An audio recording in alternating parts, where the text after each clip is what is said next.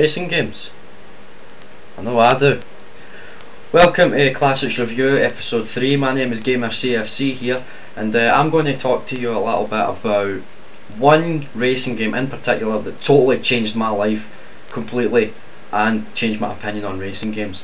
Now, before I played this game, I used to think racing games were dull and boring. You just drive around the track constantly.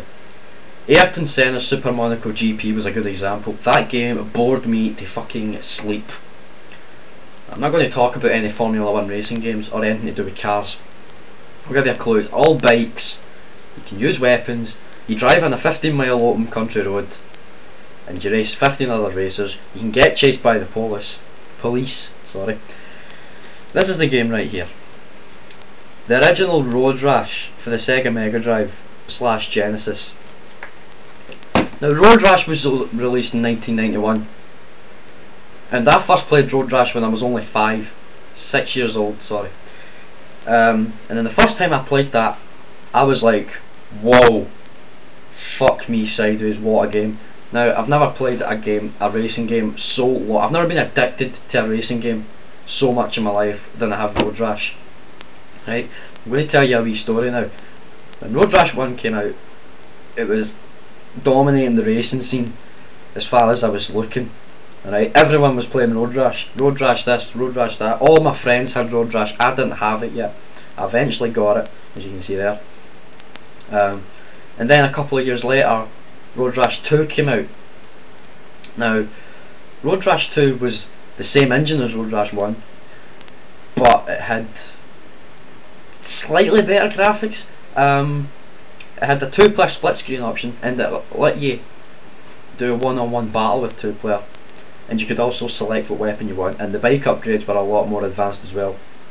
So that game was enjoyable. But then when Road Rash 3 came out a couple of years later after that, that game was already at the top. It was over the top. It was such a good game.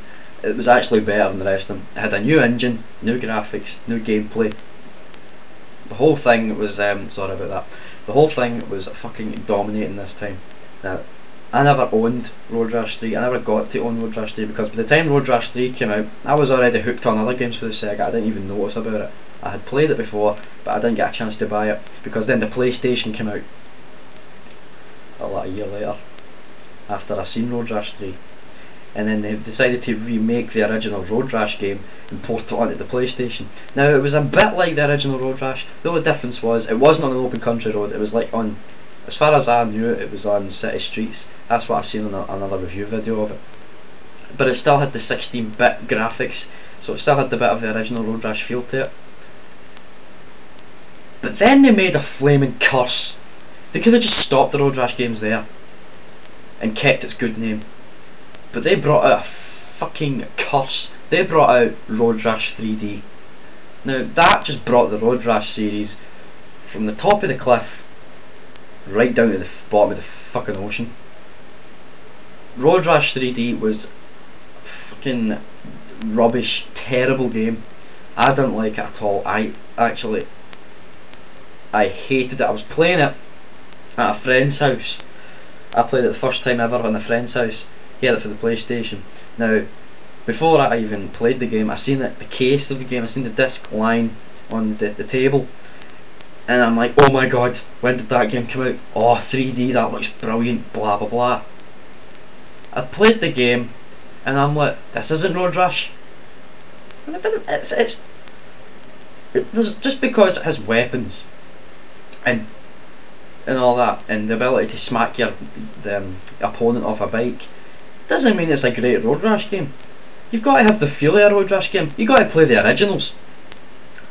So, enough about my little story on Road Rash games, because the Road Rash 3D game was utter shite, and I dare not talk about it anymore because it's going to lead to Road Rash Jailbreak as well, because that sucked as well. So I'm going to talk about the original Road Rash game, and maybe in future videos I'll talk about the other two, Road Rash 2 and Road Rash 3. I'm not going to talk about Road Rash 1 for the PlayStation because I don't have it, nor am I going to talk about Road Rash 3 because because despite the fact I do have it, I don't even want to play it because it sucks so bad. You want to see Road Rash 3, you look at someone else's review, because I am daring not to play that game because it sucks so much balls. But anyway, let's mind get out. This is Road Rash 1. The original. Okay, now the game was made by Electronic Arts in 1991, and by God, they done a very good job of making it. So anyway, here's the main menu of Road Rash. I'm going to input my name, so I'll put in Gamer CFC. Don't know if you can see it very well, because I was playing it at a low resolution. So anyway, there's 5 levels to choose from, and it's a good selection. I'm going to select Pacific Coast because it's my favourite level, and the soundtrack on it is die hard unbelievable. So this is how the game starts. Basically, it's 16 races in total, including you. Right, as you race from point A to point B. Now, depending on what difficulty the setting's in, it depends on how long the race is going to be. Obviously, if you're at a higher level, the race is going to be a lot longer. You're talking up to 10 miles, maybe a lot, maybe more. No, sorry, I don't know. Anyway, what you can do in this game is basically, you're racing, but it's not just like any other racing game. You've got to basically fight your way to the finish line to get to the first position. You can punch, kick, bat your own opponents, and as you can see there, I just got knocked down by a car, which isn't very pleasant. I get back into the race anyway. So you can do loads of stuff. You can also get a little chase off the police as well. You'll see a law enforcement later on, but they're not that big of a challenge. But if you play the later Road Rash games like Road Rash 2 and Road Rash 3, by God, you'll get some challenge out of them. But anyway, you can kick your opponents off the bike, depending on who it is really, because each biker has their own characteristic. There's a certain character in the game called Natasha, who's a really fierce female biker, but despite the fact she races against you, she helps you through the game. But anyway, yeah, you can even push, if you want to. You can even push a bike into another vehicle, an oncoming vehicle, so he gets knocked down. So yeah, the AI in this game's pretty realistic in a sense that you can knock opponents into other oncoming cars, and you can also, yeah, so that's quite nifty as well.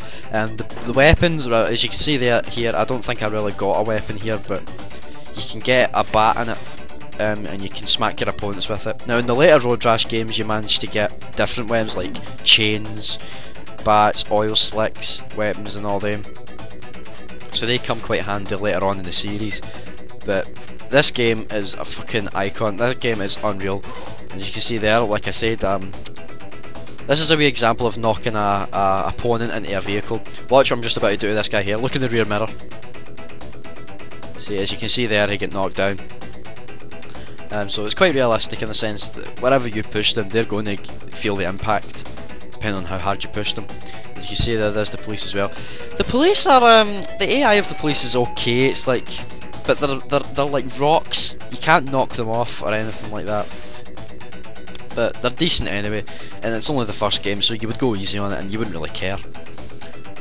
But the later ones, they give up a pretty good fight.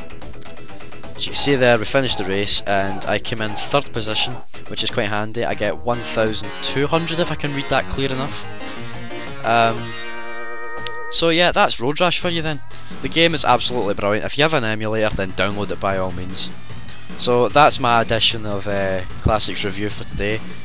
Join me on episode 4. I don't know what I'm going to review on them, but I'll see you in the near future, so see you after.